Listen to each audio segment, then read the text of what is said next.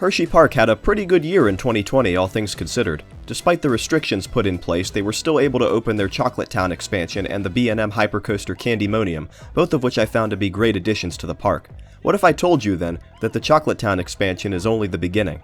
It seems some new rumors are starting to make their way around regarding Hershey's future additions, and if true, they would change the landscape of the park just how Candymonium already did. Before I begin, remember that these are rumors, so they could easily be false, so take everything I say in this video with a grain of salt. It is fun to speculate though, so let's get started.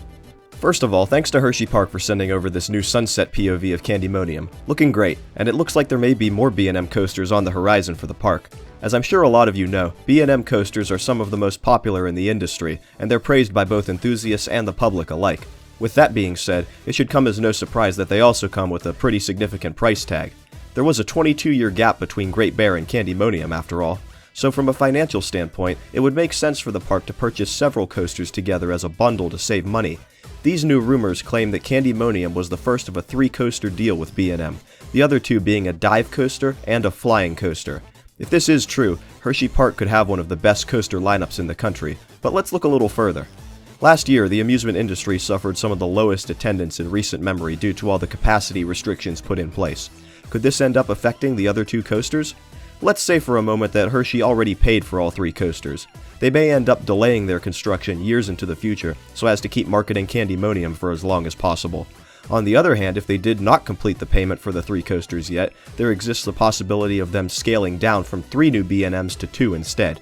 Now I do hope they go with the flying coaster over the dive if this turns out to be true, but a dive coaster would definitely be a magnet for park guests. With a dive coaster, it's just as much about the spectacle as it is the ride experience.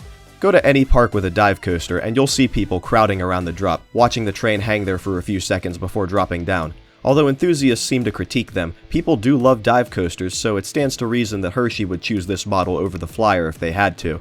But let's shift gears here and discuss a different aspect of these additions. Where could they be going within the park? Hershey did purchase a ton of new land to build Chocolate Town, but I don't know if there's enough room for 2 more large roller coasters. Let's say the park decides to go ahead and build both. I could see the dive coaster being positioned near the new entrance next to Candymonium. There's a space next to Candymonium's lift hill that could work, and having both coasters drop so near to each other would be an awesome sight for those just entering the park gates. This presents another possibility. A dive coaster could take the record of tallest coaster in Pennsylvania.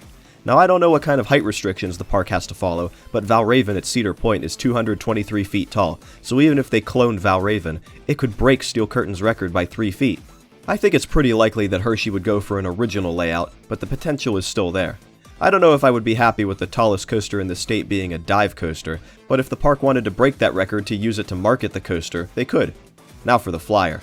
If the park builds a dive coaster next to Candymonium, there won't be much room left for another coaster, so it would have to go elsewhere within the park. The other areas are pretty short on space though, so the park would likely have to remove an attraction to fit the Flyer in. There are several rides that could serve as likely candidates for removal, but one that's been rumored to be on the chopping block for years is Tidal Force. This Hopkins Ride Shoot-the-Chute attraction is almost 27 years old and, being one of the largest shoot-the-chute rides Hopkins ever built, takes up a considerable amount of space. If Tidal Force was removed, the park would then have a decent plot of land to construct the B&M Flyer. It would still be a tight fit though, and they would have to get creative with the layout, but if the park can fit Fahrenheit in the space they did, anything's possible. The coaster may also cut into the water park a bit, but I'm sure they could adjust the walkways accordingly.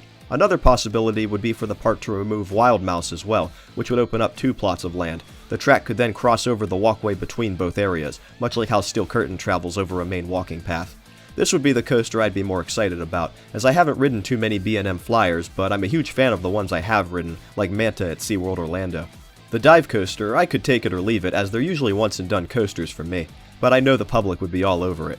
With the addition of these 2 coasters, Hershey Park would definitely have one of the strongest coaster lineups in the country, with 4 B&Ms and some of the best Intamins out there, and even with just the dive coaster, it fills a gap in the park's lineup by having a large-scale vertical drop.